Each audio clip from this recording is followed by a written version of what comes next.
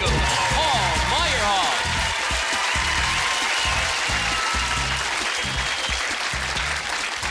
Excellent.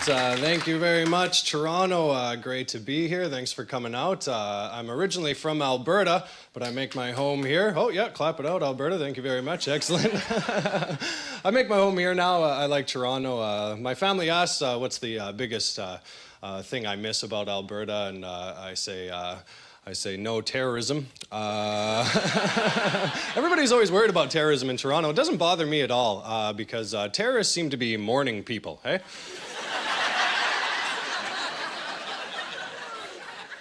All the attacks, 6:15, 7:15 in the morning. Who the hell is up at 6:15 in the morning?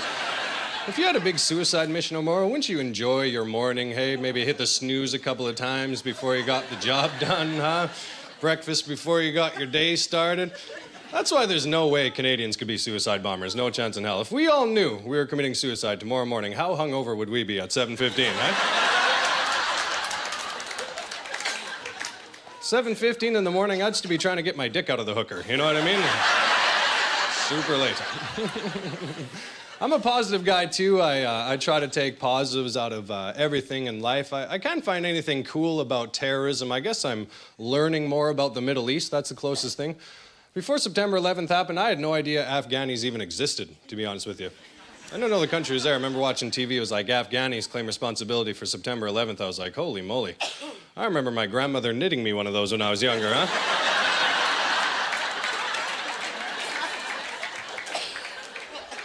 How the hell do you teach a blanket to fly a plane, man? That's messed up. I kind of root for underdogs in life, too. It's tough not to root for the terrorists. You know, they're a missed match. I don't want them to, come into Canada and mess things up, but I want them to throw a bomb in every once in a while, you know? Let's keep us on our toes. If I could pick one piece of advice for the terrorists to learn how to start winning the war, it would be learn what a remote control is. I think that would blow their minds. Or a fuse. That would be crazy technology for the terrorists. Like, Ahmed, you don't got to be strapped to the thing. Did you know that?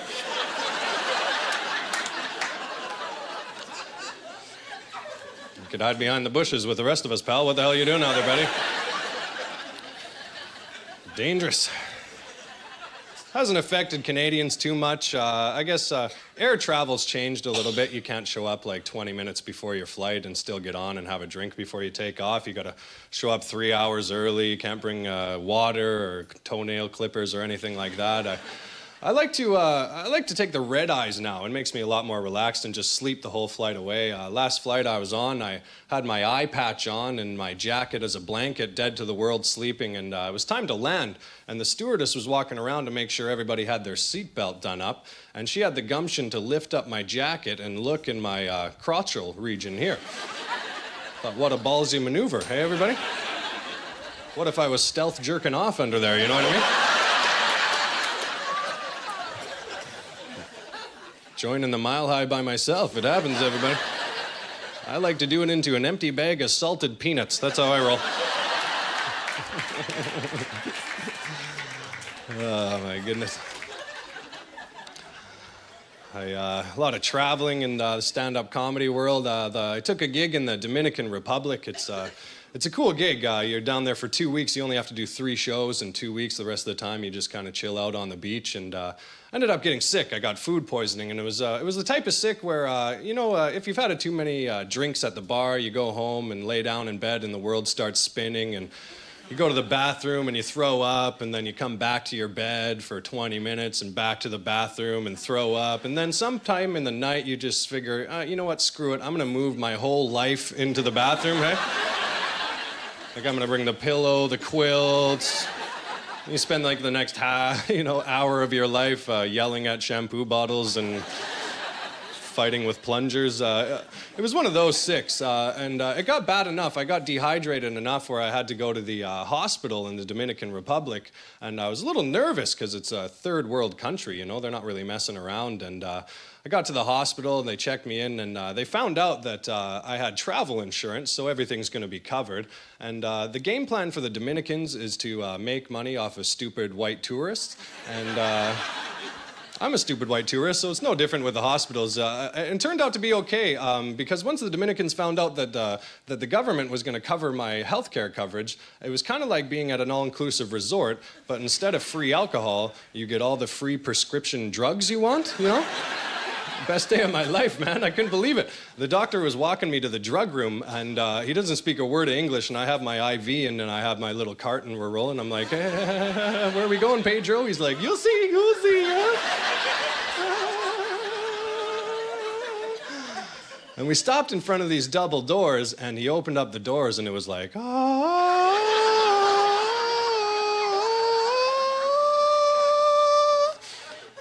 And he looked up at me and just said, pick.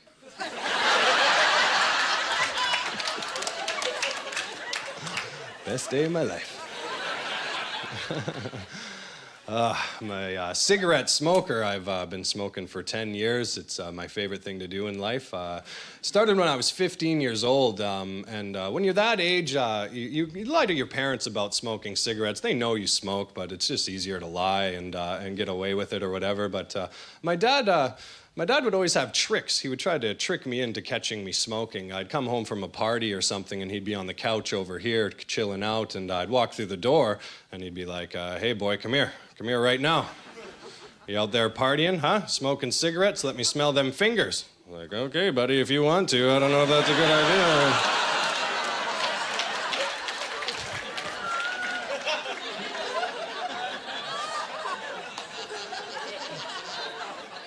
A little fresher than mom. Hey, big guy, what do you think of that, huh?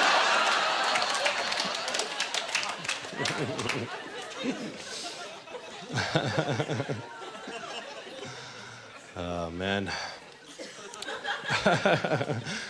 Got a credit card. I don't want to brag. I had it early. I got it when I was 16 years old, and when you're that age, or 18 or something, and it's kind of bad news to have a credit card, and it's super bad news to have a credit card if you're the only one of your peer groups to have it, you know? Because you get caught in this old conundrum when they're like, okay, we really want to go to this concert, but you're the only guy with the credit card, so you call Ticketmaster, book 15 tickets, we'll give you the cash after, buddy. How does that sound? You ever been pulled into that little maneuver, hey? And they may give you the cash, they may not. My friends are deadbeats, I don't really know. But even if they do give you the cash, you don't go and pay your bill at the bank, you know what I mean? You do what I do. You go to Radio Shack, buy 15 batteries in a monster truck, and you have fun with it. I was the victim of identity theft. I don't know if that's ever happened to you. I had $500 stolen out of my bank account and my credit card duplicated. And again, I'm not bragging, but my limit is $500, so pretty big deal. So the bank was really good at giving me my money back. That was all cool. But what I didn't like about being identity thefted, that's how new this crime is. You don't even have a proper verb to say it, identity thefted. If you get mugged in the park, you're like, man, I got shanked. And people are like, oh, that sucks. But I was the victim of identity theft.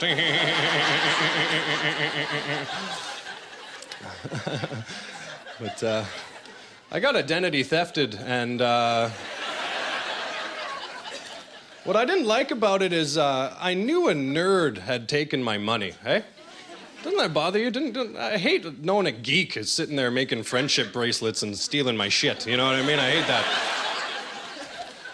If I want my money stolen, I want it to be like in a park by Vinny the rapist, you know, and a knife, and he stabs me and runs off and kills a hooker and kicks a baby, you know? That's what I want, like a tough guy. I don't want Leroy the nerd taking my money and buying tapered golf pants, you know what I mean?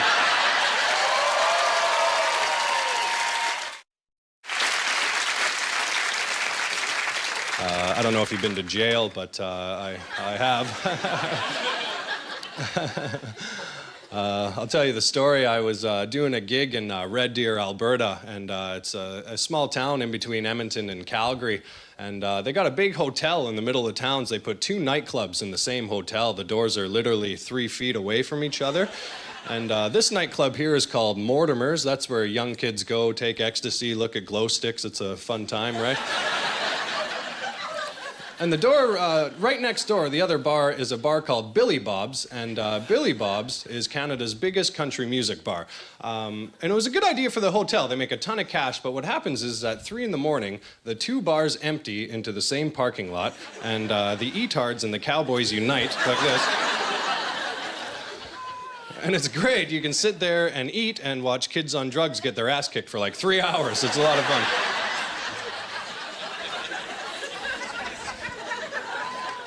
But one of my buddies happened to be the guy getting his ass kicked, and I'm a big guy, I'm 6'4", but I'm not really tough. I kind of avoid fighting, so I thought the best plan of attack to break up this brawl is to take my Subway sandwich and put it back in the bag, and swing the bag around in a circle, and throw the sandwich into the brawl. That way it might hit a guy and confuse him or whatever. Like, who the hell throws a sandwich, man? That's really weird. Throw a sandwich in a brawl? We'd all stop fighting. That was the plan. So I'm swinging it around in a circle, and I'm really excited. I let it go, and it's on target. It's going to hit a cowboy in the face. I was like, here we go. Then I saw the top of an RCMP hat go break up the fight, and I hit a cop in the temple with a meatball sub from Subway, and jail and bum sex. That's what happened, everybody. It was terrible. That's actually, it's actually the funniest place I've ever seen somebody passed out was at Billy Bob's in Red Deer. There was a cowboy passed out underneath the urinal at a country bar. How do you not piss on him? You know what I mean? Best 3 hours of my life. Like I said, I'm originally from Alberta, Camrose, Alberta, actually. It's a little town outside Edmonton. Got a fun thing called Big Valley Jamboree. It's a big country music festival. We invite 30,000 cowboys to our town, and we all camp in a big field and drink rye, and it's good times. I'm going to teach you a fun game to play at a big outdoor rock concert, if you've ever been to one or going to go. It's really easy. It's called Porta Potty Bingo. Hear me out. What you do is you go to the beer gardens, you go behind the porta potties, pick out your favorite one, push it over on its door, right? If somebody comes flying through the roof, fucking bingo. It's a lot of fun.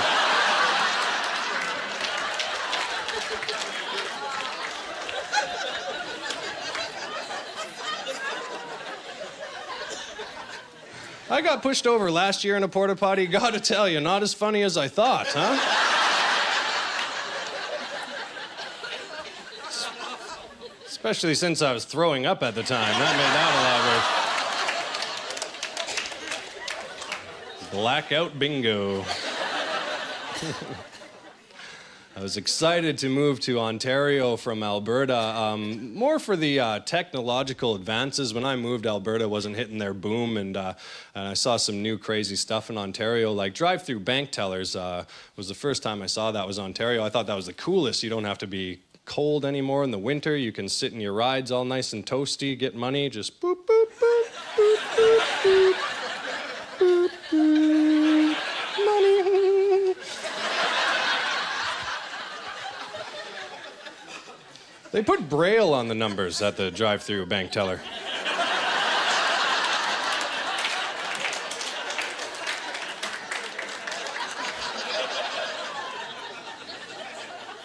You guys all get the problem with that, hey, braille on the number?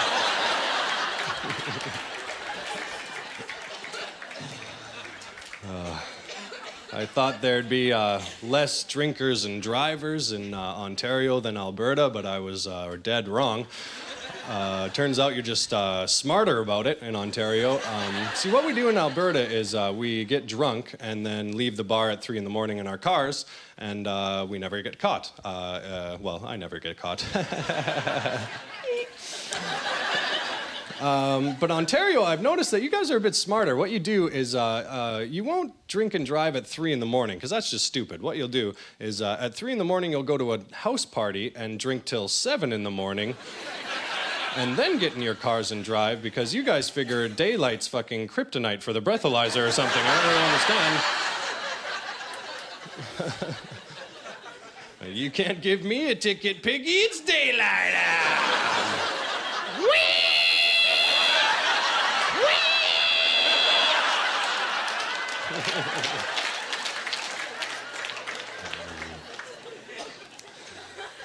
Have fun going to cottage country. I love going to cottages. What scares me, the only thing about cottages is getting off the main highway and getting onto the cottage highway that's like single lane and people are passing all crazy and it's really dangerous. Last time I was on my way out there and I was following a holiday trailer or a Winnebago or whatever, and it must have been a rental because the guy didn't attach his awning properly. And at highway speeds, the awning flew open, ripped off the trailer and wrapped up a little Honda behind him, right? Which was me, right? So I'm gift wrapped driving down the highway for a little bit, and the guy in the trailer hits his brakes, and I don't because I can't see, right? And I hit the back of the trailer. Now, no one's dead. It's not a real serious accident, but it's serious enough. It's over $1,000. We got to get the OPP involved. So I couldn't believe how serious the cops take police reports, you know? Like, even down to spelling. I spelt a word wrong, and the cop jumped down my throat. Hey, he's like, hey, son, watch your spelling. I was like, ooh, relax, Smokey. I'm a little nervous, you know? I don't know what's going on. I'll use a dictionary, you know, forget about it.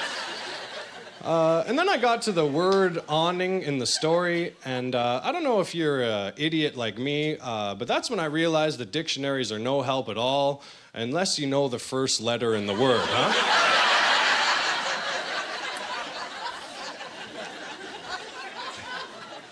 So I had my laptop. I figured I'd open up my laptop, put the word into WordPerfect, hit spell check. That way I could pick the word from a brand new list of words. Have you ever been there before at the office? You're guesstimating a word at the dictionary to get the computer to recognize it. You're like, come on, man, it's awning. Awning. Awning. O-N-I-N-G. Awning.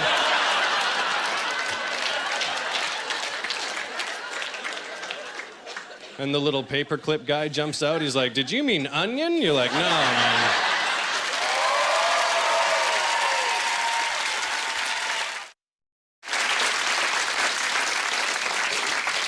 Oh, boy. I like Mythbusters is my new favorite show on TV is Mythbusters. I really enjoy it. I do think they should be solving a couple of cooler myths, though, you know, like and the things that everyday citizens care about, you know, maybe younger kids care about this a little bit more, but wouldn't you like to see this on Mythbusters? If lemon gin really is a panty remover, hey? Just feed some girl from McGill shots of lemon gin until she starts dry humping Buster, the Mythbuster dummy doll, huh? Or if chubby girls really are giving better head than skinny ones, I'd like to see that on Mythbusters. That'd be great. Welcome to Mythbusters. Your first contestant, Sherry Ann's coming in on the forklift. Give her a big round of applause, everybody, if you could. And look at her gobble that cock. Oh, my goodness, look at her. Looks like she's eating a bucket ice cream with a coupon for a free bucket ice cream at the bottom. Look at her.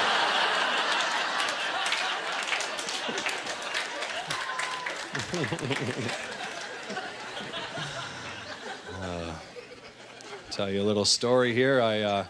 It was the worst thing that's happened to me in my life, but it happened to me, so let's all just relax, have a fun time. But I'll set it up like this. My cousin was getting married in Toronto here, and he picked Valentine's Day as his stag party day. So it was going to be a fun day. We were going to go to have a nice steak dinner and a Raptors game and then a dirty Russian strip club called Zanzibar on Yonge Street. I don't know if you've ever been there. Ma'am, do you frequent Zanzibar? Yeah, there you go. That's great. I thought I recognized you. Awesome. Good pull work. So that's a fun day. It's a pretty packed day, but and you think it's weird that that's the worst day of my life, but it all started when I was a baby. My parents, they didn't have me circumcised. Is there any other snuffleupaguses here in the audience? Are you guys rocking out the tube sock? You guys doing that? I was a total anteater, and there's some penis problems, there's some cock complications, and on Valentine's Day, I had to get an adult circumcision done here in Toronto, and I'm going to tell you all about it. So I'm laying in bed for surgery, and I'm a little nervous, right? Because it's your cock, right? You gotta be a little concerned about that. And the nurse comes in to prep me for surgery. Now, how many male nurses is there in the world, would you say? 3 or 4, probably?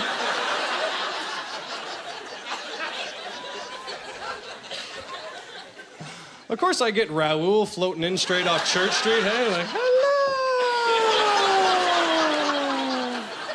I'm Raoul! Great. Welcome to the team, Raoul. Come on in here. So Raoul's job is to prep me for surgery. He's got to get me ready to go. And circumcision is a minor surgery. They don't use gas to put you under. They use a thing called local anesthetics, which means freezing. So I'm all frozen up, and Raoul's job is to make sure that my penis is frozen enough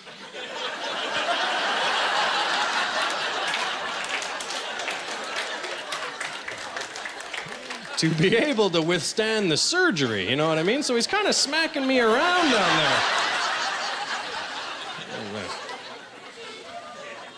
And I'm laying in bed like, do not get a boner for Christ's sake.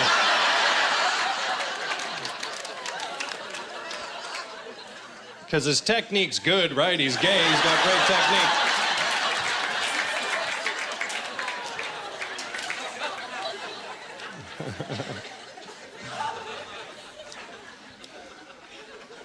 So the doctor comes in, I'm good to go, snippety snip, I got a new penis, I'm excited. He's got some instructions for me. He says, okay, Paul, first of all, we've outfitted you with a penis splint. Gonna need you to wear this penis splint for 5 weeks. You can't have sex or masturbate for 5 weeks, which didn't even come close to happening. And also, we need you to take these painkillers while the freezing's in, so when it wears off, it's going to be a little painful. And I thought, okay. But I was in a bit of a pickle because, like I said, it was my cousin's stag party, and I'm really good buddies with this guy, and you can't drink and take painkillers, but you can also be the sober loser on a stag party, you know what I mean? So I was in a real pickle there. So I thought, what I'm gonna do is, while the freezing's still in, I'm gonna go straight from the hospital to the nearest bar and drink my face off. And then when the freezing wears off, I'll just be really drunk and won't be able to feel my penis. Didn't work out at all. Got to the Raptors game. I've never felt pain like this before in my life. But I was embarrassed about the adult circumcision. At the time, I didn't tell any of my buddies about it. I guess in front of 100 people here and 1 million people at home, I'm cool. But at the time, I was a little shy about it, so I had no outlet to get that aggression. You know when you're in pain, you want to yell about it and tell people about it, but I couldn't have that aggression out. I had to really pretend I was into the Raptors game to get that aggression out, you know? Like, I was the super fan, right? I was like, go Raptors! Yeah!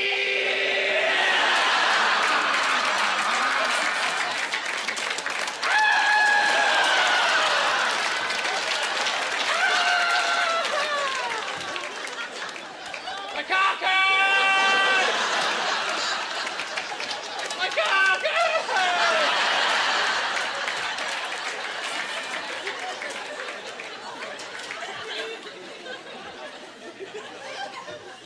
And all my buddies are like, Paul, the game hasn't started. I don't know what the hell's wrong with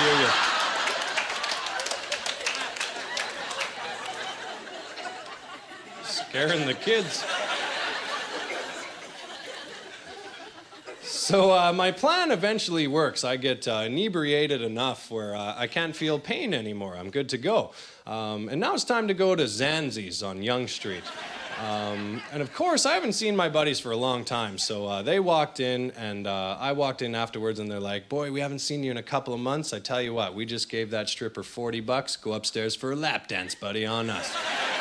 How do you tell your friends that you're not into lap dances anymore? Like vagina? No. Icky? No. Raoul's my bitch now. What do you think about that, huh? I had to go. It was a terrible lap dance. I didn't even make it all the way through until I ran downstairs to the bathroom. And when you got a new penis, you can't go to the urinals right away. It's kind of a graduated program. You have to start with stalls, you know, because for 24 years of my life, I've kind of had the little nozzle at the end of the fire hose where you could pinch it and aim around a little bit, you know, and I was a really good aimer. I could hit any urinal cake in the bar, you know, I was really good, but now that I'm a helmet head, I'm kind of spraying all over the place, and can't be at the urinal pissing on the guy next to you being like, sorry man, I'm new, I don't know.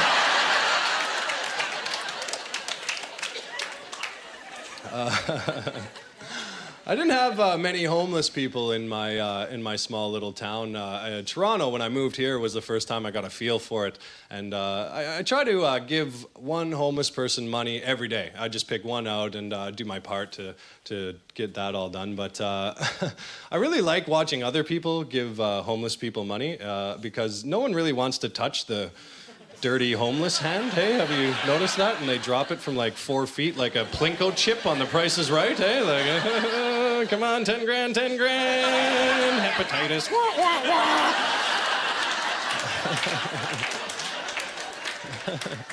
I do feel sorry for him, but I'll tell you, I never give money to the homeless people that stop you and they say, excuse me, you know you're in for a big story when somebody like saunters up and they're like, excuse me, can I just have a moment of your time? And you're like, oh man, it's always the same story. It's the, you know, I got to get 35 cents for this bus ticket, get back to Prince George where I have a bag of money waiting for me and a nice wife and family and unicorns and we ride around on unicorns and it's ridiculous. I want you to tell me the truth of what you're going to do with your money. You know what I'm saying? I want to know exactly. Like, just be truthful. I want to know that you're going to take my 35 cents, stab a hooker, do some heroin, and sleep in that box over there. Like, go have fun. Okay, that's good.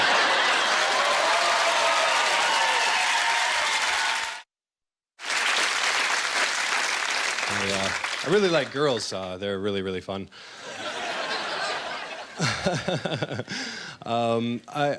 Sex with them is good times. But the problem is with sex is sometimes you have a kid, and that's bullshit. I never ever want to have a kid, and I especially don't want to have a daughter. I have an older sister that I'm pretty protective about. I couldn't imagine what I'd be like with a daughter. I would never want her to have sex, ever, ever, ever, ever, ever, ever, ever, ever.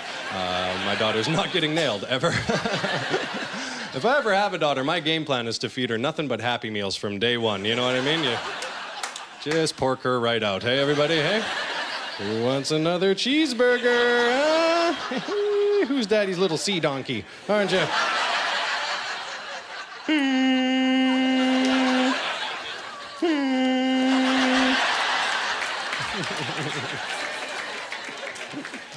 Daddy's little girl.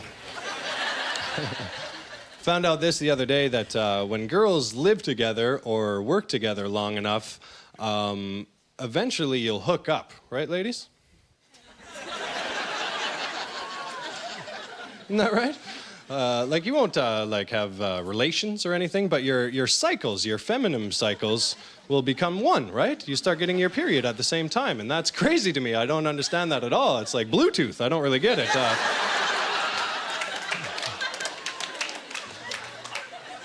Truth be known, I wish all girls on Earth got their period at the same time. How handy would that be? Hey, boys, wouldn't that be good? We all go fishing for the long weekend, huh?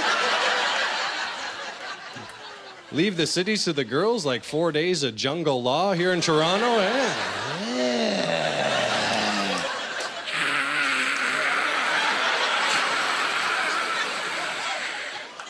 And breaking into chocolate shops and pickle factories, huh? One of your buddies doesn't make it out of town in time, you're like, run, Billy, run!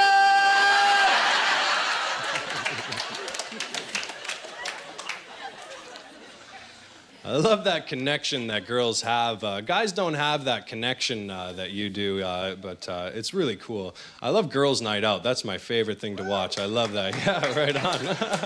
Are you on Girls' Night Out right now? That's awesome. They get so excited about it. Like, woo! We're going out! Yay! It's gonna be so much fun! We believe the fun! We're gonna have! It'll be crazy!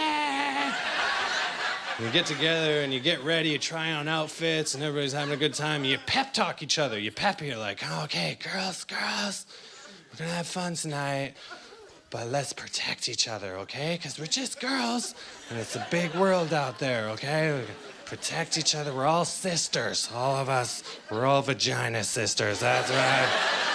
V's for vagina, ladies. If you're in trouble, you flash the V, that's right. And then another V will come and meet you, and together we'll unite and be strong. And it's cool. You guys do a good job of protecting each other out there. I love it when a guy comes and hit on a girls' night out party. I love that, because usually they'll get denied. But once in a while, a guy will sneak through and shave one off, you know what I mean? But I really like it how the girls make the decision together. As a cohesive army unit, whether one of them is going to go home and get laid or not. Don't you like that? Everybody's got to be in agreement. But you don't talk to each other about it. You don't verbally communicate. You just instinctively know. It's really weird. I think it's because you beaver tooth under the table. That's what's going on. Is you're talking like, hey, what do you think of this guy? Oh, yeah. Pretty hot, yeah.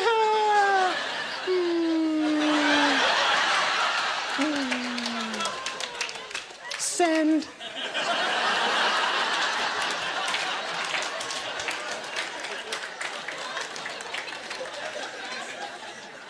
I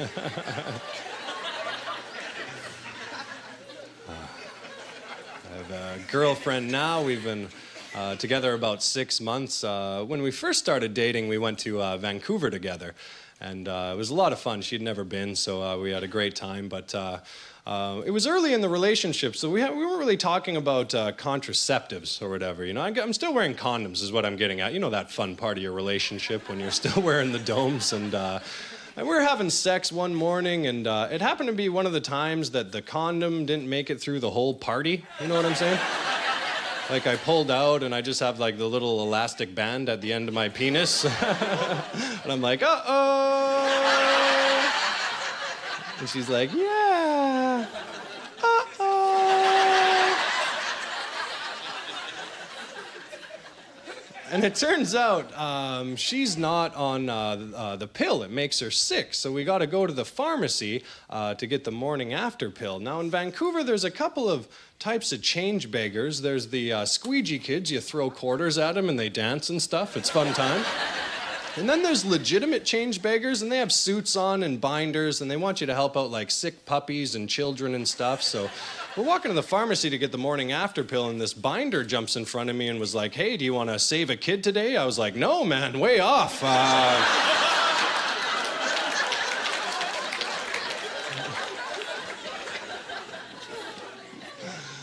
Oh, my goodness. We got that all worked out now. We have sex a lot, which is fun. The only time we don't have sex is during your phase. Period. But once in a while, if you really beg for it, then they'll let you. You know what I mean? Once in a while. We call it a murder mystery party. I don't know how you guys know. It's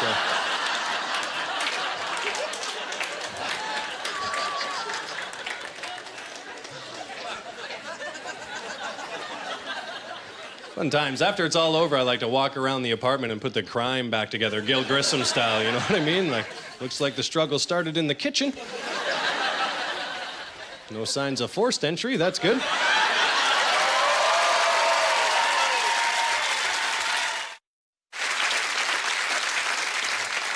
Anybody get high before the show, or do you get a little messed up? Stripper? You get a little high, you get a little dosed up? Yeah. Girl. I love asking that audience, and especially for a television taping. Not everybody out there would readily admit to smoking marijuana. You know, it's a special breed that does that. But I'm pretty good at picking out in an audience who does smoke pot and who doesn't, because pot smokers have one talent and one talent only, and that's the ability to make weight conversions. Do you know what I mean? Every pot smoker's got that down pat. Like, yell out the answer if you know it. How many grams are in an ounce? Pot smoker, right there. Did you hear that? Isn't that fun? It works every time, but that's kind of all we know, isn't it, as pot smokers? That's it. You ask us any other question, we're screwed. We have no idea what's going on. You're like, hey man, how many kilometers are in a mile? All you're gonna get is,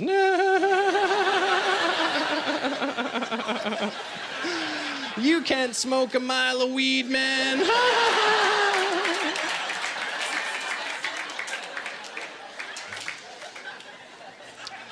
I used to get high and watch infomercials. That was my favorite thing to do. I love it. You know, you flip them on at night, and it makes everything a little more happier and stuff. And my favorite infomercials were the sad ones, the ones that want you to sponsor kids out from overseas. We're all familiar with that, right? It's a sad story. They always have that Canadian mediocre celebrity holding hands with a child walking along the gravel road. Hey, oh, poor Kumachuk, huh? Has to walk 8 miles a day for fresh water, has no shoes, lives in a straw hut, suffers from nightly rhinoceros attacks, huh? How about Kumachuk? I feel sorry for the kids, I truly do, but here's my question. If you live in a straw hut and the closest water well is 9 miles away, wouldn't you pick up the hut and move close to the fucking well? It's not like you're carrying the plasma screen behind you know what I'm saying? Pick it up. I could be the poorest man in Toronto. If a mosquito landed on my face, I think I could still afford to go like that or something, eh?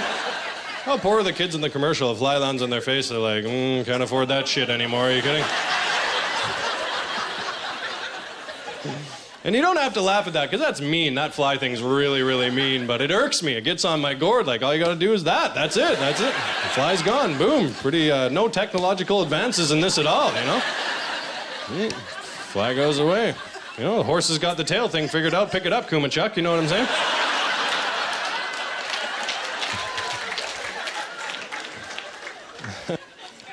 Like I say, girls are fun. But when you break up with them, it turns not fun pretty quick. Ex-girlfriends is the reason why I really wish that you could still accuse a girl of being a witch. You know what I mean? Remember that back in the Middle Ages where you could tell a girl she's a witch and everything's just taken care of? You know what I mean? Wouldn't that be handy? You run into your ex-girlfriend, how fun is that, boys? Remember that? Run into the ex, they get all foot-tappy with you, all high-shouldered, hey? Like, oh, hi, yeah, look who it is. Yeah, look. Hey, fucker.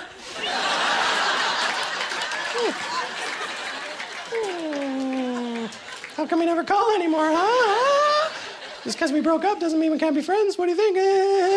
Wouldn't it be great to be like, hey, Sherry Ann, how's it going? Witch!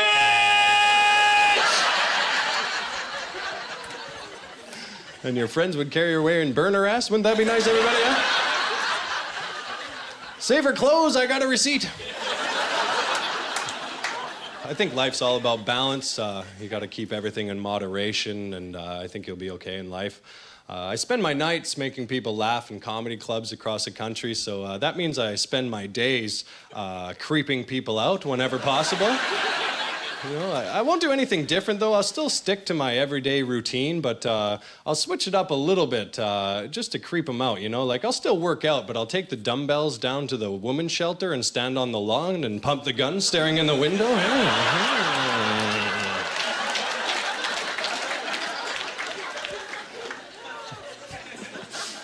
Or I'll go to McDonald's and eat, but I'll go in my bathrobe and sit in the children's playland, hey?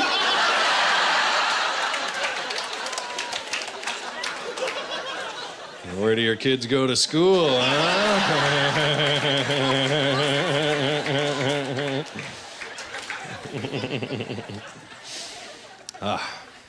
Smarter. Girls are smarter, I'll tell you that. Yeah, absolutely. Woo it up. But guys have had a great invention, a really cool invention, and it's called Wakeup sex. That's our great invention. And I'll tell you what happens here. What happens is guys go for guys' night out, and girls never want to come for guys' night out because your friends are stupid, right? All the guys' friends are stupid. They're absolutely moronic. So the girl doesn't want to come out. She says, I'll just stay at home and watch Grey's Anatomy. And eat popcorn and be a girl. I'm just gonna be a girl for a night. And we're like, okay, honey, have fun. And we go out to a bar with our boys and we get smashed, absolutely hammered, and come home stumbling, and she's in bed, hey? She's sleeping like an angel. There she is. But you're drunk. And guys really like to have sex when we're drunk, don't we, fellas? I think it's because we think we're incredible at it when we're drunk. All sorts of confidence, you know, the beer gut's gone, you're rocking and rolling, you know, but she's sleeping, she's not into it, right? So you try to get her fired up, you try to get her in the mood, right? You're like, hey, what are you doing? And your girl's like, no, I got my Care Bear jammies on. Come on, I'll brush my teeth.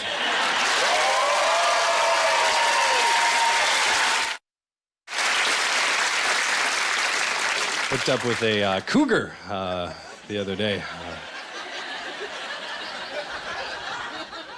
Got any cougars here tonight? Clap your big meaty paws. Come on, get in the show, yeah? Got one? Love cougars. It was great. I was 22 years old when this went down, and she was 42, so that's 20-year gap, right? That's a big gap, right? That's a lot of cock, you know? So I wanted to make sure everything was special and I did everything right, and I took her up to my hotel room and laid her in bed for a little cougar pillow chat, you know? Set the mood a little bit. And fellas, you know a girl's a little older than you when you're dirty talking to her and you have to call her ma'am, hey? She's getting up there, but I was like, excuse me, ma'am. What's your favorite sexual position? She had a great one. She was like, well, I like the Venus butterfly. I was like, wow, that's crazy. I have no move even near the Venus butterfly, you know? I know 2 positions, girl on top and me on bottom. That's it.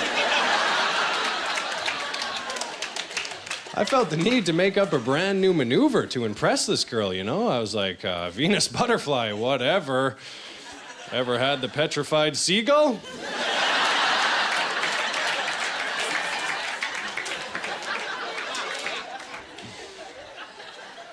So we got to doing it, and she whispers in my ear. She was like, shh, quiet. Shut the fuck up.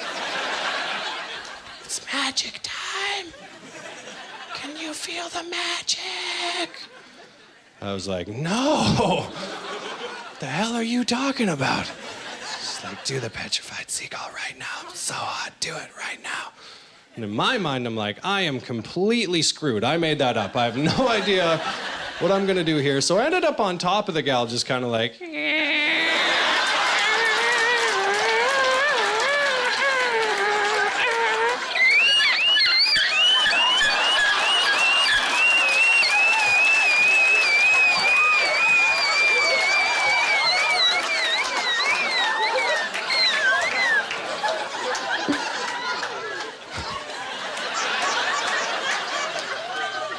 she threw a fry in the air, I caught it, eh? Thank you very much, everybody. Thank you. We'll talk to you later. Bye-bye. Ladies and gentlemen, Paul